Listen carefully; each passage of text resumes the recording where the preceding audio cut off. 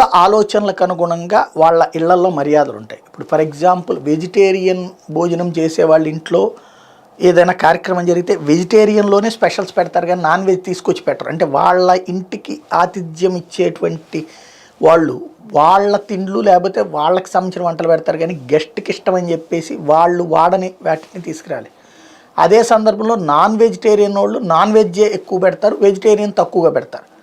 Veg కూడా పెడతారు వాళ్ళు. ఎందుకు? నాన్ వెజ్ అనేటువంటిది ప్రయారిటీ, వెజ్ కూడా ఉండాలి కాబట్టి అన్నట్టు. బట్ వెజ్కి అయితే ఆప్షన్ లేదు కదా. ఇది ఎందుకు చెప్తున్నానంటే ద్రౌపది ముర్ము గారు వాస్తవంగా ఆవిడ ఇప్పుడు దేశ రాష్ట్రపతి అయిన తర్వాత ఆవిడ ఇంతకుముందు రాజకుమారీస్లో కూడా చేసింది. ఆధ్యాత్మికత ఇవన్నీ కూడా బాగా ఇది. గుడిని కూడా రోజు ఊడ్చేది ఆవిడ. దైవ సేవ, ఆలయ సేవ చేసేది. మొన్న కూడా చూసాం కదా ఆవిడ రాష్ట్రపతి అయ్యాక గుడిని శుభ్రపరిచినటువంటి ఉదంతం. అలాంటి ఆవిడ ఇప్పుడు రాష్ట్రపతి భవన్లో మద్యం, మాంసాహార విందుల్ని నిషేధించింది.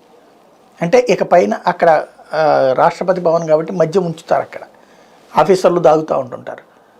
అదే సందర్భంలో గెస్ట్లకి ఇస్తూ ఉంటుంటారు.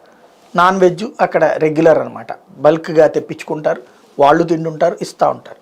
అవన్నింటినీ తను నిషేధించింది. అంటే స్టాఫ్ తినకూడదని కాదు, ఈ విందులు వినోదాలు ఏర్పాటు చేసేటప్పుడు ఇకపైన వెజిటేరియన్ విందు మాత్రమే ఉండబోతుంది.